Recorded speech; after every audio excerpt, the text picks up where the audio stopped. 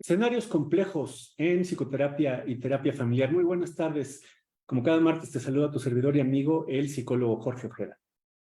Y también te saluda la psicóloga Monse García. Gracias por acompañarnos como cada martes. Y el día de hoy les vamos a presentar 5 escenarios complejos y obviamente sus respectivas soluciones que puedes vivir tanto en terapia familiar como en terapia individual. Muy bien, el primer escenario es el escenario de cuando los usuarios te omiten información. Es decir, cuando tú explícitamente les has preguntado, por ejemplo, por alguna información muy importante como si hay consumo de sustancias, si hay otros tratamientos anteriores, si están yendo al psiquiatra, si están en terapia de pareja o en terapia familiar y van a un terapeuta individual o están en otro tipo de tratamiento, y eso realmente vuelve muy complejo este escenario de la psicoterapia y la terapia familiar. Fíjate, Jorge, que estoy pensando que cuando pasan ese tipo de situaciones es como si encimáramos tratamientos médicos, ¿no? Y no sabes cuál está haciendo efecto, si el familiar, el individual o el de pareja. Y eso a veces no permite que los avances dentro de la psicoterapia sean tan claros o incluso a veces podríamos pensar que no hay avances, podríamos llegar hasta 3 sesiones y seguir viendo las mismas pautas que teníamos que corregir o lo que queremos mejorar en las familias y no se llegan a estos avances porque no sabemos toda la información. Estoy pensando un poco como cuando vamos al médico y no les decimos todas las dolencias que llevamos, como si ocultáramos algunos síntomas y no pueden medicarnos de acuerdo a lo que necesitamos. Por eso es importantísimo que cuando la familia o cuando la persona individual, cualquier tratamiento que ustedes estén haciendo, llene el consentimiento informado, su consentimiento informado contenga precisamente este apartado a donde los usuarios precisamente se comprometen a otorgarnos toda la información que nosotros les solicitemos, obviamente de manera confidencial, y también hacer explícito que en el caso de que omitan información o que no nos estén diciendo la información real, entonces es muy posible que el tratamiento no funcione y que inclusive haya situaciones perjudiciales para su salud. Miren, aquí les vamos a presentar rápido un caso de una familia que precisamente está atendiendo una de nuestras alumnas. Es mamá, papá, más o menos como de unos 40 años y dos adolescentes de entre 15 y 16 años. Y entonces nuestra alumna nos decía, oye, ¿sabes qué? Es que yo ya apliqué todas las técnicas, prácticamente hice una réplica de lo que estoy aprendiendo aquí en el diplomado en terapia familiar y lo he hecho todo muy bien, pero no me da resultado la técnica. Y entonces creo que ahí lo que tienes que hacer es pensar pues, en varias cosas. Número uno, piensas primero en si estás trabajando con las personas correctas, es decir, si estás trabajando con personas que tienen necesidad de cambio. Número dos, estás trabajando con el tema correcto, es decir, estás hablando de lo que es importante para la familia. Número tres, este tema correcto lo estás abordando con un modelo terapéutico de forma adecuada. Y bueno, si todo eso ha fallado, creo que en el cuarto punto en el que nosotros pensamos es precisamente en este escenario de cuando los usuarios nos omiten información. ¿Qué me está faltando preguntar? ¿Qué no me han dicho?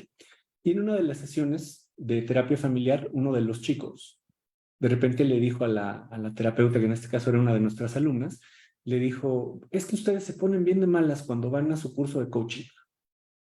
Y entonces, bueno, ya la terapeuta empezó a indagar cuáles eran las intervenciones, entre comillas, que estaban recibiendo en este tipo de atención. Y pues sí, resulta que contradecían fuertemente la terapia familiar y eso es una omisión por parte de la familia. Y que a lo mejor se vuelve un semáforo verde y rojo para la familia y también para los chicos, porque probablemente las reparaciones que hace la terapeuta en la terapia familiar se caen o dejan de ponerse en primer lugar ante lo que los papás aprenden en otros espacios, ¿no? Estoy pensando a lo mejor también como en un tercero que meta ahí su idea, por ejemplo, la familia, ¿no?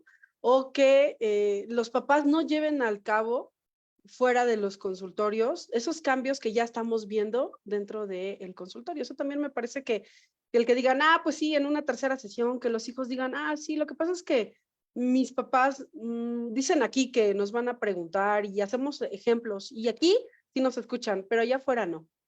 Entonces, como, ¿qué, qué capacidad o qué espacio de movimiento para poder intervenir le dejan a la terapeuta? Pues muy corta.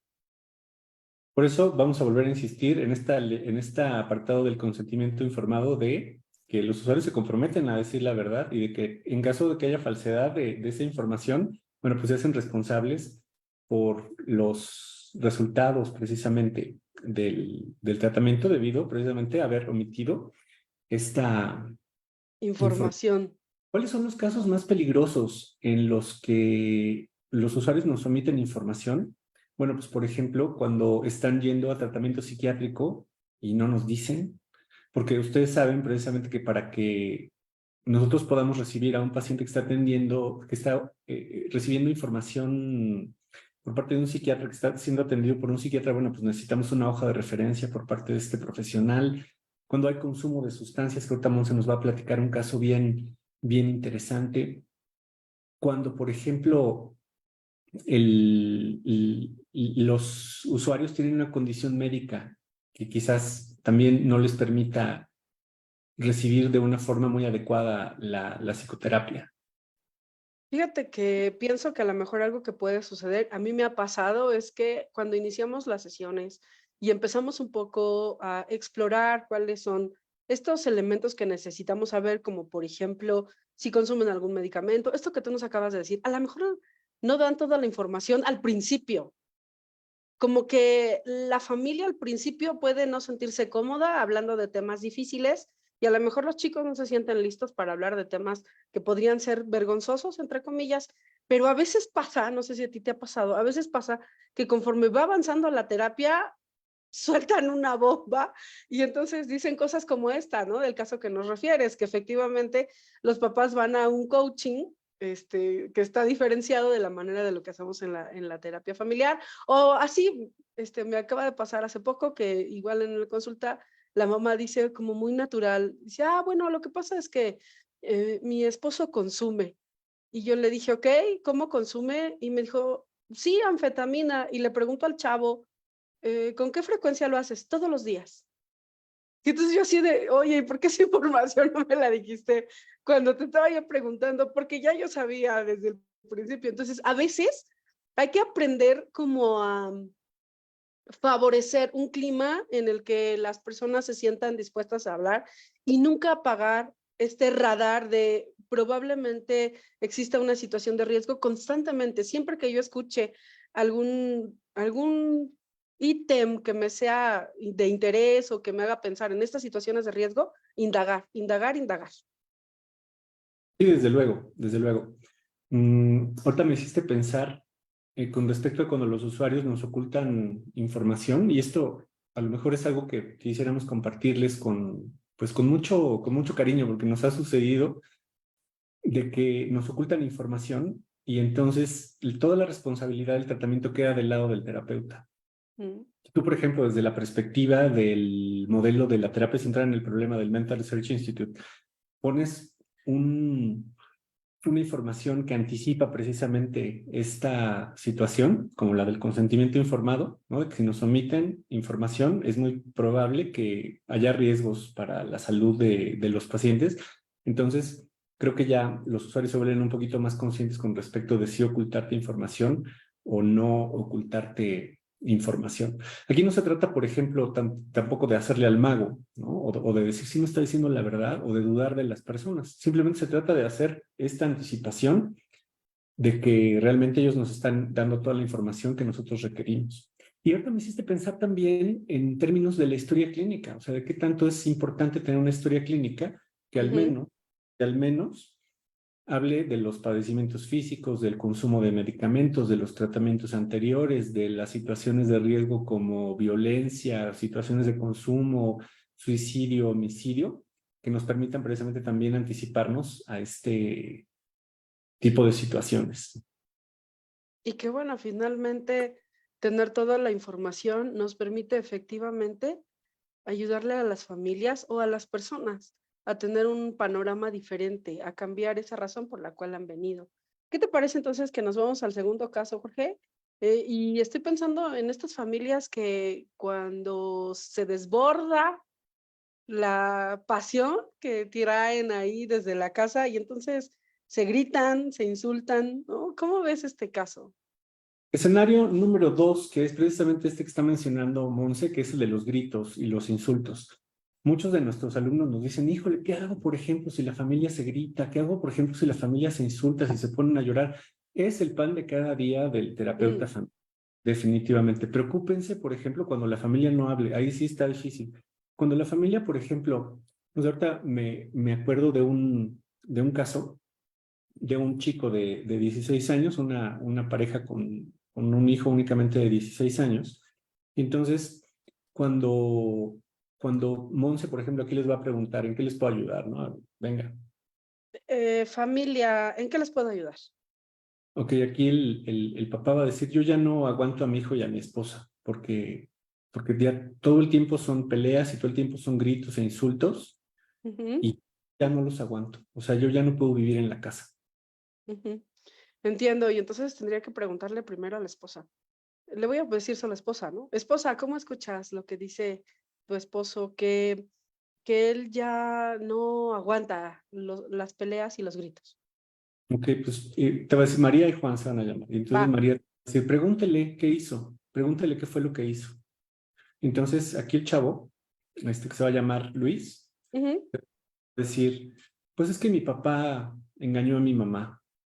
Le cachamos unas fotos y lo fuimos a ujú, buscar con con su amante. Y luego, ujú. Y entonces yo voltearía a ver a María y le preguntaría, cuéntame María, ¿a ti qué te gustaría que pasara el día de hoy? órale, ese es un reset, ¿no? Es un reiniciar la sesión, ¿no? ¿A qué viene? No, fíjense, porque a lo mejor la situación puede ser, parecer muy problemática, pero con esta pregunta de reinicio de qué quiere lograr la familia, ya nos salvamos, ¿no? Y entonces aquí María va a decir, yo lo que quiero pues es sí recuperar a la familia. Ujú, Quiero, pues quisiera perdonar a Juan, pero pues me duele muchísimo, me duele muchísimo. ujú. Entiendo. Y entonces aquí Cuéntame, ah, Aquí tú. él, ahí va el escenario, ¿eh? Este es un escenario real.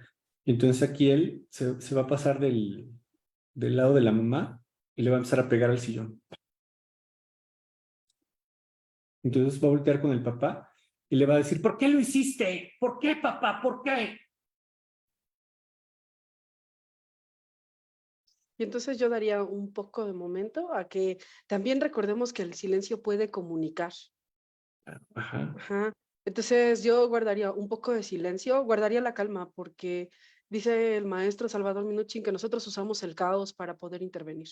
Entonces, ese caos me va a servir un montón y voy a guardar un momento de calma y también para respirar y pensar la siguiente pregunta, ¿no? Y entonces yo le preguntaría a los papás si este es el tipo de escenas que quieren que su hijo tenga. No, pues, no, porque a mí me duele que me grite y pues diario me grita. Ujú, ujú. Quiero Y, que, y, ajá, y ella va a decir, pues es que, o sea, yo no tengo nadie más con quien platicar más que con mi hijo. Y entonces, pues le entiendo. platiqué y pues ahorita mi hijo está muy enojado con su papá. Ujú, entiendo. Déjame preguntarte, Luis, ¿cómo escuchas esto que dice tu papá que a él le duele cuando tú le gritas? Pues es que se lo merece. Entiendo. Es un idiota. Es Ujú, un imbécil, se lo merece. Y ves la ira en la cara del chavo, ¿no? ujú. Y entonces voy a voltar a ver a María y le voy a decir, María, ¿cómo ves esto que está pasando? Esto que tu hijo está insultando a su papá. ¿Cómo es para ti esto? No, pues no, no debe hacerlo. Ujú, Eso no. Yo crecí con el valor de la familia y entonces, bueno, pues Juan, el papá, pues ya hizo lo que hizo. Pero pues yo sí quiero continuar adelante porque para mí es muy importante recuperar a la familia. ujú, entiendo. Entonces te voy a pedir algo. Voy a pedirte que voltees a ver a tu hijo, Ajá. que lo tomes un poco de la mano y que le digas que de ahora en adelante la que va a hablar de esas cosas con su papá eres tú, que a él no Wow. le toca castigarlo. ¿Qué es lo que está haciendo Monse? Bueno, pues lo que está haciendo Monse es aplicando una técnica precisamente de terapia familiar estructural, que es una técnica de fronteras, a donde está limitando precisamente la participación del chavo en el olón conyugal o en la relación que hay entre los miembros de la pareja. Y esta escena precisamente, bueno, pues es una escena que nosotros replicamos mucho. cuando las familias se gritan, ¿no? Cuando las familias lloran, cuando las familias, sobre todo cuando las familias se insultan. Incluso, Ponemos, ay, perdóname tú. ponemos un límite, por ejemplo. Primero delimitamos los olones, o sea, quién debe participar en qué olón. Los hijos en el olón de los hijos, los papás en el olón de los papás y la pareja en el olón de la pareja. Y punto número 2, creo que hacemos una iluminación con respecto de qué tan productivas son estos escenarios o estas escenas que estamos viendo en vivo para cuando, para lo que quieren lograr las personas. Fíjate que ahí estoy pensando que esto de valorar lo que las personas están necesitando o lo que ellos traen, me hace pensar que les podemos ofrecer un contraste entre lo que ellos necesitan o a lo que ellos vienen y lo que está pasando en la escena. Igual estoy pensando que uno de los puntos muy interesantes del modelo de atención de Fishman justamente es esto de la inducción a la crisis, ¿no? Entonces, a lo mejor no necesariamente nosotros tenemos que llevarlos a ello, ellos solitos se inducen a la crisis y eso lo usamos como para poder surcir aquello que necesitamos reparar, que está roto a través de la manera tan, le voy a llamar muy coloquialmente, tan violenta en la que se están comunicando. Claro, de alguna manera, el poner frente a la familia el tipo de comunicación que no les está funcionando para lograr lo que quieren o que está contribuyendo precisamente a que el problema se mantenga, es nuestra principal herramienta cuando la familia se grita, cuando la familia se insulta. Y obviamente, como tú muy bien dices, Monse, hay que conservar siempre la compostura y el control. Y ya, ¿no? A lo mejor la primera vez que ves una familia gritarse te impresionas, pero a la segunda te impresionas menos, a la tercera te impresionas menos, a la cuarta menos, y a la quinta dices, sí, esto ya lo viví, necesito controlarlo. No me olvido precisamente de mis sentimientos personales y en lo que me enfoco es en hacer mi trabajo. Aquí el truco es ese, precisamente, ¿no? Hacer evidente que este tipo de comunicación no le sirve a la familia para lo que quieren lograr o que está contribuyendo a lo que sucede que precisamente no les guste, lo que quieren resolver en terapia. Muy bien, vamos con el escenario número 3, que también es un escenario difícil, que es cuando trabajamos con papás que ya no son pareja, es decir, o sea, papás que están separados y que por ahí hay como rescoldos, como restos del olón conyugal que no los dejan. Ser papás. Sí, hacer papás, trabajar como papás que es tan necesario. Uh-huh. En este modelo de familia, una de las cosas que tenemos que decir desde el principio es que todas las intervenciones que vamos a estar realizando son con la intención, a mí me gusta mucho trabajar desde ahí, son con la intención de que las infancias y las adolescencias reciban de ellos el mejor equipo de papás para que puedan depositar en ellos algo que sí les sea de utilidad, ¿no?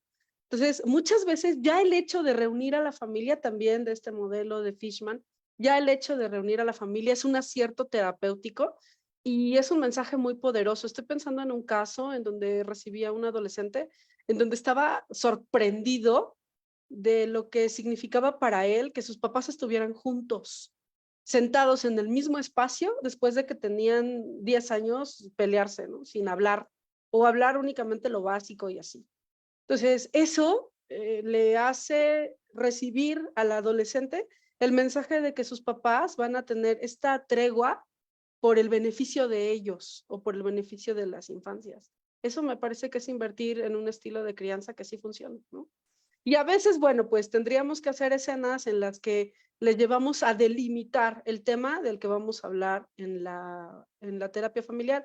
Fíjate que algo que nos sirve muchísimo es decirles bien claro también desde la llamada, porque a veces nos hablan y los papás dicen cosas de, psicóloga, pero pues es que yo ya no tengo nada que ver con esa señora y la verdad es que no quiero escuchar sus reclamos. Entonces, ofrecerles esta idea de que la terapia familiar constituye un espacio neutro en donde solamente se van a enfocar en lo que ellos pueden mejorar para que sus hijos estén mejor o eliminemos el síntoma que muchas veces presentan los hijos, eso siempre viene bien. Incluso aquí es común que este tipo de parejas o familias lleguen porque También un tercero, la escuela, la abuelita, el tío, ¿no? El Y les familiar, digo, el amigo. "Ah", Sí, les dice, ¿no? les surge ayuda. Fíjate que ese creo que sería un tip interesante. Cuando el tercero le empieza a decir al sistema familiar que están necesitando ayuda. Y mira, en este escenario número 3, que es un escenario difícil de trabajar con papás que no son parejas, creo que una de las primeras objeciones que te ponen el solicitante de la llamada, cuando tú le dices que necesitas ver al papá y a la mamá, al menos en la sesión, en este caso que tú nos estás presentando, una de las principales objeciones es, yo no quiero ir, Ujú. ya no tengo nada que hablar con él, arréglame al chavo. O sea, tú atiende el primer lugar. Hace poquito precisamente le llamaron a Carla y le dijeron, oye, necesito una terapia para mi hijo de precisamente de 16 años. Y entonces Carla le pregunta le voy a poner Juliana, le pregunta a Juliana, que es la solicitante de la terapia, por el teléfono. Le dice, oye, platícame un poco acerca del problema que tiene tu hijo, ¿no? Que le voy a poner Everardo. Entonces, él dice, bueno, pues que mi hijo Everardo de repente presenta como escenarios de mucha rabia y y yo ya no puedo platicar con él. Y aquí, por Ujú. ejemplo, Carla le dice a Juliana, oye, ¿con quién más vives? No, pues vivimos nada más él y yo. Y aquí viene la pregunta, precisamente, que es una pregunta cochambrosa de la terapia familiar estructural, que es la de, oye, ¿y el papá? Ah, no, no, pues o sea, convive con Everardo los fines de semana, pero él y yo ya estamos divorciados. Y aquí Carla le pregunta, ¿qué tal te llevas con él? No, pues me llevo horrible. O sea, ni nos hablamos, es así de, nos odiamos cada vez que lo veo, no lo puedo ver ni en pintura. Y aquí Carla le dice, mira, ¿tienes más hijos? No, pues es el único hijo. Y ella lo que les dice es, quiero que vengan a terapia los tres. Necesito verlos a los tres juntos, si vamos a poder ayudar si es que vamos a poder ayudar a Everardo. Y aquí la mamá le pone esta objeción a Carla de, oye, yo no lo puedo ver ni en pintura. Y entonces, pues, ¿qué es lo que hace una terapeuta, digamos, como que accede a este tipo de demandas? Pues ya te entrevistas nada más con la mamá y con el chavo, pero ese tipo de terapia no sé si vaya a dar cierto, o sea, no sé si vaya a resultar. Realmente necesitas a las tres personas, al menos a las tres personas, para poder darle una continuidad. Y ella lo que le dice es, ¿cuánto tiempo llevas con tu esposo, con tu ex esposo? Así, de no poderlo ver. No, pues como un año. ¿Y eso qué tanto le viene bien a Everardo? Exacto. No, pues no le viene bien. Y entonces Carla, por el teléfono, le dice, oye, ¿tú crees que, que tu hijo tiene derecho a que sus dos papás se lleven más o menos bien y que puedan hacer equipo para que él esté bien? Y ya la chava le dijo, no, pues sí, yo creo que sí. Sí, sí tiene derecho. Ah, bueno, pues entonces llámale al papá de Berardo y los espero a los tres juntos. Creo que es una buena forma de comenzar a trabajar con este tipo de casos. Y como tú muy bien lo decías hace rato, Mon, a la hora de estar trabajando con papás que no son pareja, bueno, pues también es muy evidenciable el tipo de comunicación que tienen aquí y es muy sencillo, lo contrastas con lo que quieren lograr o Ajá. lo contrastas con el problema que tienen. Que también te viene bien, por ejemplo, que tus papás se griten o se lleven así. Realmente el hecho de que tus papás se griten te ayuda precisamente a ti a controlar el carácter. O inclusive, ¿no? Todavía una intervención más pícara que podemos hacer aquí con ellos dos, si es que se empiezan a gritar en el consultorio, podemos decirles algo así como, oye, ¿de dónde aprendiste a gritar, Everardo? No, ya se vuelve ahí un silencio bastante interesante y la tarea del terapeuta es precisamente generar otras formas de comunicación, ¿no? A ver, saquen los gritos, ¿no? Saquen el enojo y empiecen a platicar de cómo van a ayudar a su hijo y ya, creo que se resuelve bastante bien.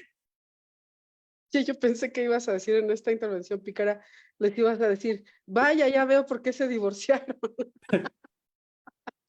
¿No? Oye, esto que tú dijiste me hizo pensar en dos cosas. La primera es que es común que los papás o las mamás busquen ayuda para que les arreglemos al niño, ¿no?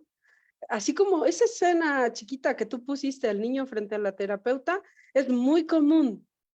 muy común, ¿no? De que el papá o la mamá habla y te dice, oiga, psicóloga, mi hija o mi hijo tiene un problema, necesito que hable contigo para que a ti te cuente lo que le preocupa, para que tú la resuelvas, para que tú le des una orientación.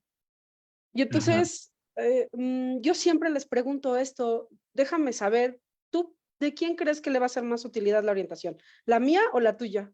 Porque en el futuro, este es un problema chiquito, pero en el futuro va a seguir teniendo problemas, la vida va a seguirle ofreciendo problemas, y yo creo que lo que tú quieres es que tenga una herramienta de confianza en ti.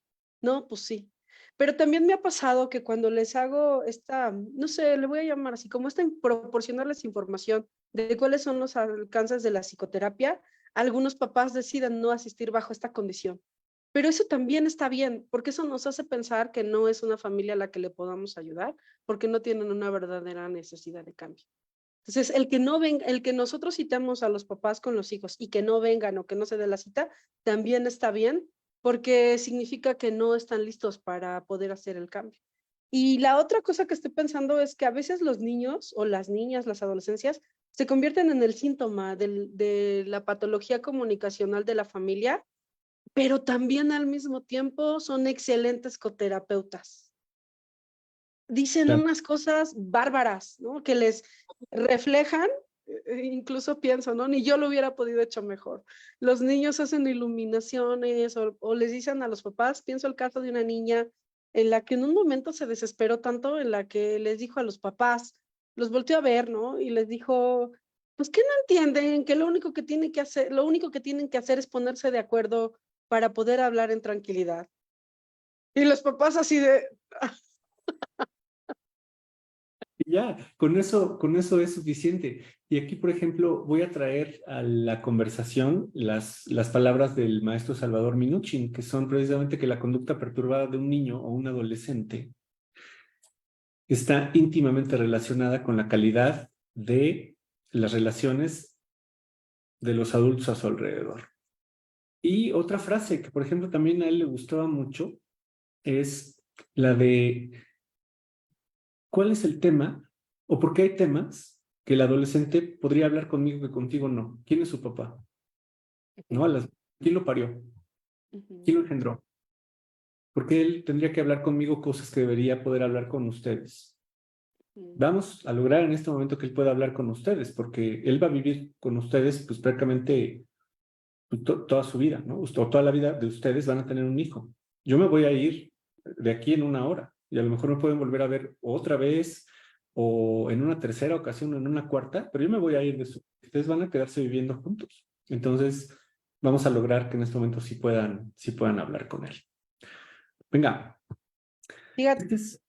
Monse, adelante. Antes es del... que estoy pensando que, ¿sabes qué, Jorge? Que eso sí es ofrecerle a la familia algo que se quede con ellos, algo que no es una bendita, que solo cura momentáneamente.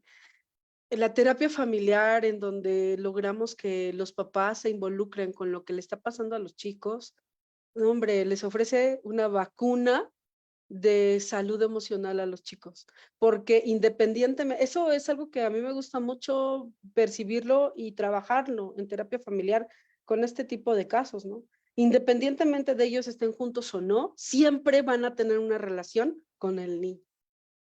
Exacto. Sí, claro, claro. Esa relación de papá o de mamá es una relación vitalicia. Y La no a relación través, ¿no? O sea, con el niño y no a través del niño.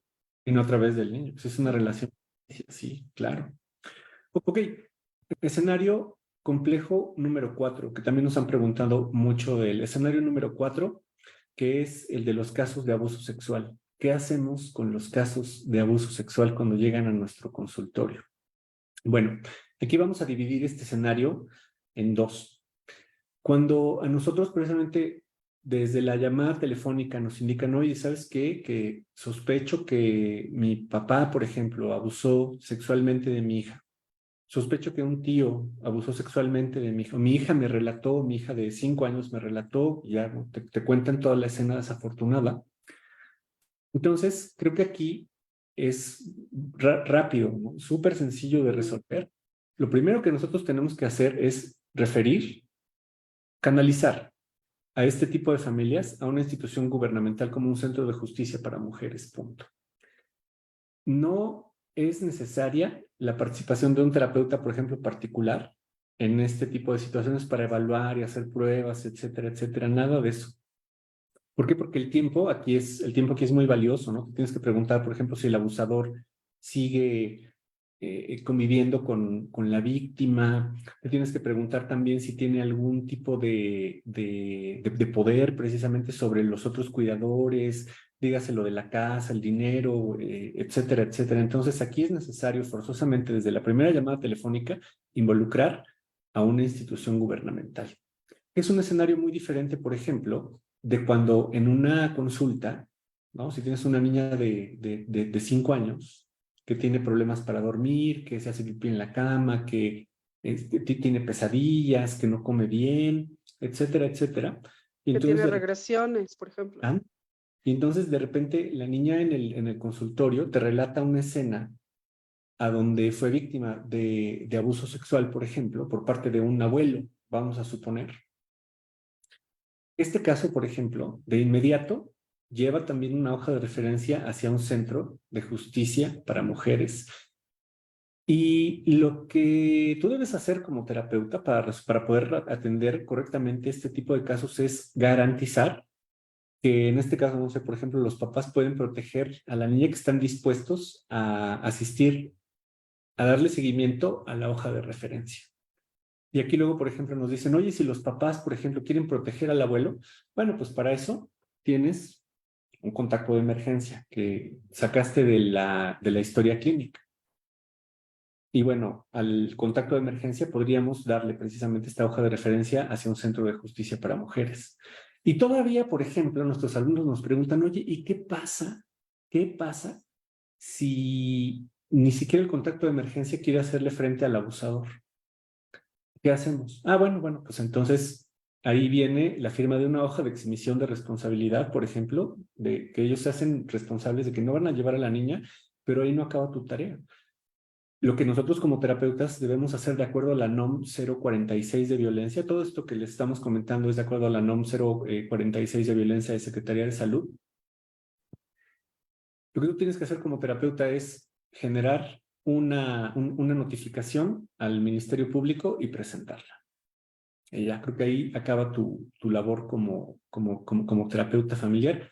Pero este tipo de casos no se me preocupen. O sea, realmente a lo mejor es mucho más sencillo lo procedimental, como hace rato estaba yo platicando con Monse, que las experiencias que te hace vivir el escuchar este tipo Sí.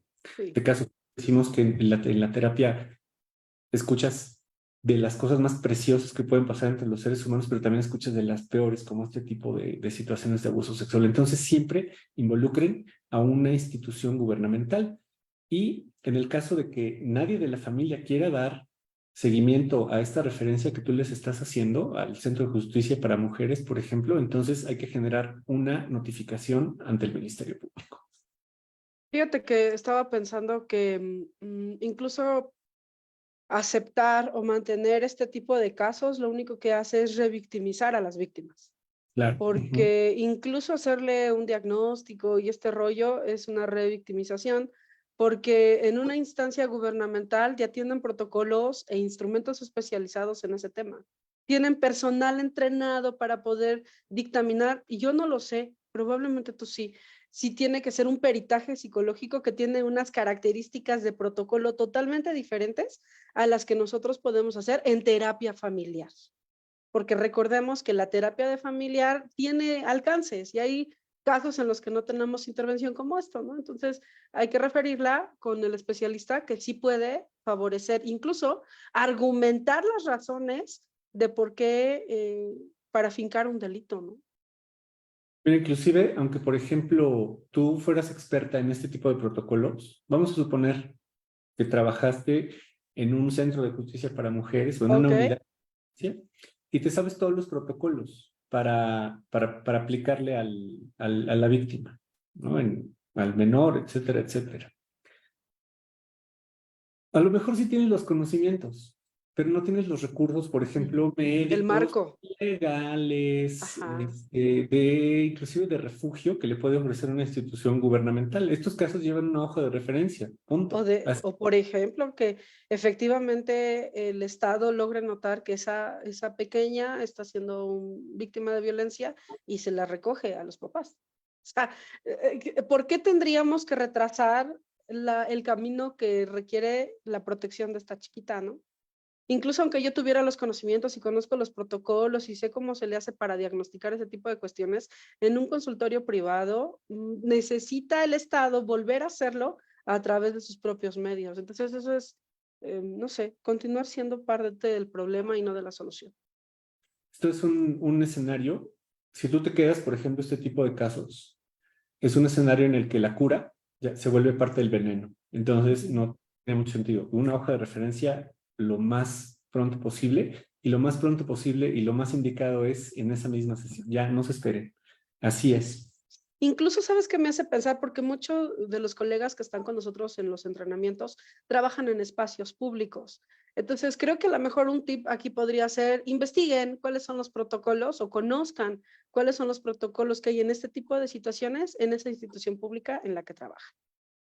Inclusive, por ejemplo, mira, ahorita me hiciste pensar, cuando yo trabajaba para Secretaría de Salud hace muchísimos años, la NOM 046 todavía no estaba. Entonces, todavía no la habían aprobado, todavía no se generaba. Entonces, bueno, pues ahí todas las unidades de salud tenían que hacerse cargo de este tipo de situaciones. El día de hoy, por ejemplo, o sea, si yo trabajara en un módulo de salud mental de Secretaría de Salud, sobre todo de Secretaría de Salud o cualquier módulo de salud gubernamental, Ajá, igual haría exactamente lo mismo. O sea, generaría una hoja de referencia a una unidad especializada ajá. de punto. O sea, ya sea en un espacio público o en un espacio privado. ¿Por qué? Porque ahora, en Ya tienen 2020, los vínculos. ya contamos con centros de justicia para mujeres, Ajá.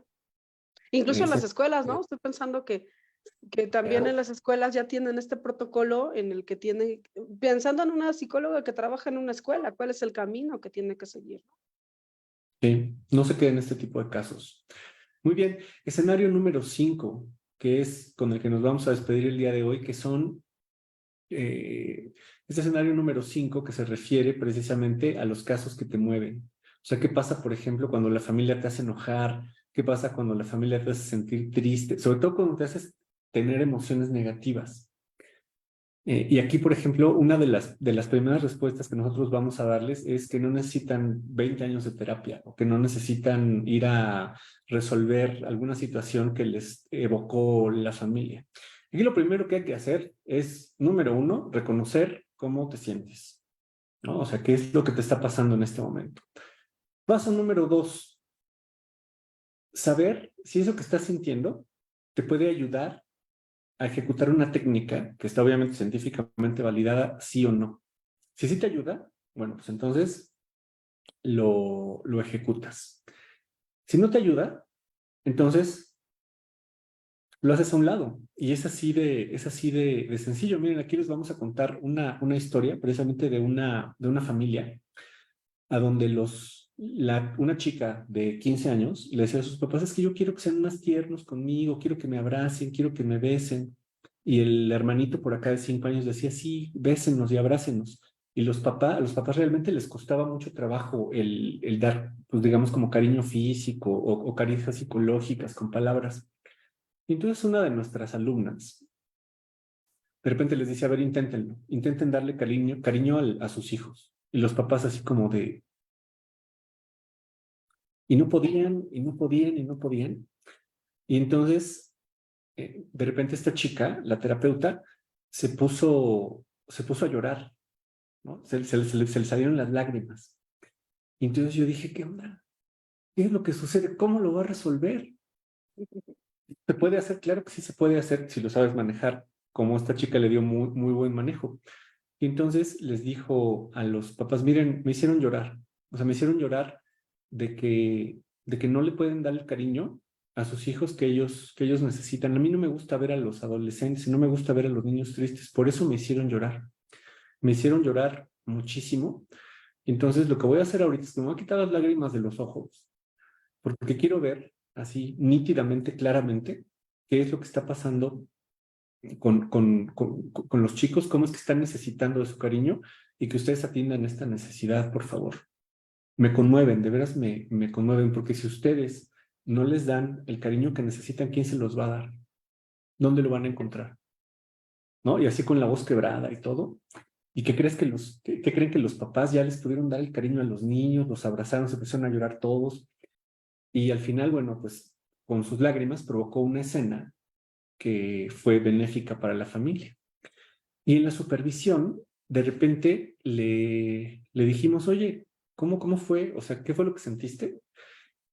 ¿Y cómo fue que pudiste utilizar té para provocar esta escena que es muy poderosa, ¿no? O sea, porque realmente tus lágrimas le dieron un toque muchísimo más intenso a esta escenificación que no habías podido lograr en toda la sesión. Y entonces esta chica ya nos contó su historia, ¿no? Nos dijo, es que, ¿sabes qué? Que cuando yo era chiquita, pues a mí, o sea, mis papás se fueron a vivir a Estados Unidos y me dejaron con mi abuela y yo les hablaba por teléfono con ellos, les decía, oigan, regrésense, no me siento a gusto aquí con mi abuela, necesito de su cariño. Y pues mis papás así me decían, ¿sabes qué? Ya se nos va a acabar pues ahora sí que el 20 del teléfono y me colgaban y me acordé de eso y pues me hizo llorar, pero lo pude poner en la técnica y pude ayudar a la familia. Increíble. El maestro Salvador Minuchin, me gusta este juego de palabras que hiciste de utilícense, ¿no? Nos dice que todo aquello que nosotros sentimos podemos instrumentarlo de manera técnica para poderle iluminar a la familia, algo que ellos por sus propios medios no están, no sé, logrando mirar o logrando realizar. Incluso también tú ahora nos cuentas un caso de la tristeza, pero también el enojo nos puede hacer unas intervenciones de mucho, quiero sonar como muy técnica, de mucho poder, ¿no? Porque entonces un poco lo que hago es utilizar esa frustración, por ejemplo, de los hijos, de no sentirse escuchados, a través de mi voz, devolvérselo a los papás. Hay una pregunta hace rato que también es una de mis favoritas, que podemos decir algo así como, oye, déjame preguntarle al hijo, Juliana, que es el caso que decías hace rato, Juliana, ¿qué están haciendo tus papás para que tú tengas tanta tristeza? ¿No? Yo le podría haber preguntado, y en un tono, déjame llamarlo así, como más de enojo, ¿no? Preguntarle a la niña de este caso, a ver, tú, Juliana, ¿qué están haciendo tus papás que tú necesitas tanto de su cariño? Y entonces, pues eso, ¿no? No me ven, no me abrazan, no tal, y confrontarlo desde el enojo quizás. Pero no como, no entendamos equivocadamente esto. Utilizar lo que nosotros sentimos de manera instrumentada no significa regañarlos. Porque una manera equivocada podría decir algo así como, a ver, papás, con este caso, esto que estoy viendo ya me hizo enojar porque la verdad es que ustedes están siendo unos malos padres, se están Ah, equivocando. ya perdiste, sí. Eso no, Pero, por ejemplo, si lo cambias diciendo, y es una intervención arriesgada, ¿eh? Ya es una coparticipación muy, cercanísima. diciendo, ¿saben qué? Ya me hicieron enojar. Realmente ya me hicieron enojar de que no pueden darle el cariño a sus hijos que necesitan. Y ¿qué creen que? Y me dirijo a ellos dos, ¿no? A los chavos, los entiendo. Entiendo, entiendo que ustedes ahorita en este momento sienten que necesitan algo que sus papás no les pueden dar y que está aquí luego al alcance de su mano. Pero es que aquí al alcance de la mano está. Como, Entonces, o sea, ajá, estaba pensando como que no dejar que eso que nosotros sentimos o estos casos que nos mueven, hable de nosotros, hable de lo que nos provoca esa escena. O sea, es conmovedor. Estoy pensando, si lo estuviera, incluso a veces cuando hablamos de escenas de tercer movimiento en esta técnica que nos ofrece el maestro Salvador Minuchin, nos dice que somos espectadores. Y esto que tú acabas de decir, yo estaba pensando, bueno, si yo estuviera viendo una película en donde estoy viendo que unos hijos le están pidiendo a sus papás que les me conmovería también. Sí, quizás un poco por mi historia de vida, pero mi historia de vida o mi opinión personal estorba. En realidad, yo tengo que reaccionar con base a la escena que estoy mirando. claro, claro, para volverla evidente. Entonces, vamos a concluir este punto número 5 diciendo que no necesitas años de terapia. O sea, esto es reconocer la emoción y ponerla dentro de una técnica. Si conoces la técnica, entonces sabes distinguir entre si eso que estás sintiendo te va a ayudar, sí o no. Si no te ayuda, lo haces a un lado. Si te ayuda, lo utilizas y de veras salen unas intervenciones increíblemente Espontáneas. muy bien, pues muchísimas gracias por el favor de su atención. Nos vamos a despedir invitándolos a un webinar que vamos a tener este próximo miércoles 30 de agosto, que es un webinar exclusivo de técnicas de terapia familiar, exclusivo también para psicólogos. Es este próximo miércoles 30 de agosto en punto de las 5 de la tarde, a donde vamos a tener la oportunidad de generar un espacio más íntimo. Es una conversación por Zoom, es 100% en línea, para precisamente poder revisar cuáles son todas las ventajas, incluso también las desventajas de las técnicas de terapia familiar estructural. Si ustedes están interesados en trabajar con familias, entonces, bueno, pues nos mandan un mensajito de WhatsApp. Ahorita les vamos a dejar el link aquí en la descripción para que nos puedan acompañar en el webinar este próximo 30 de agosto. Y queremos despedirnos también haciéndoles una invitación al 74 Diplomado en Terapia Familiar, es la edición número 74, o sea, llevamos 73 cursos ejecutados que tenemos en conjunto con Hospital General Pachuca. Este curso es un curso que es un curso breve de 13 meses, es 100% en línea, en el que revisamos 5 modelos de intervención que nos van a permitir tener atención tanto como para familias, como para para pacientes individuales. Obviamente, revisamos todo el apartado legal que conduce precisamente para poder ejecutar este tipo de técnicas. Y obviamente también vamos a tener un módulo de práctica clínica a donde vamos a poner a prueba el conocimiento precisamente con pacientes y familias reales. Todo el curso es en línea, está disponible para todo México. Y bueno, va a dar inicio el próximo miércoles 13 de septiembre de 2023, también en punto de las 5 de la tarde. Entonces, si ustedes quieren información acerca de estos dos eventos, del webinar o del diplomado en terapia familiar, mándenos un mensajito y con mucho gusto estamos ahí para responderles. Pues no me queda nada más que despedirnos, invitarles a que nos sigan en las otras redes. Estamos también en Instagram, en TikTok. Ahí les estamos esperando con videos más cortitos de lo que hacemos todos los martes, acá en donde queremos que la psicología esté al servicio de la vida cotidiana. Que tengan una excelente noche. Hasta pronto. Que pasen bonita noche y hasta la próxima. Gracias, Monse. Bye bye.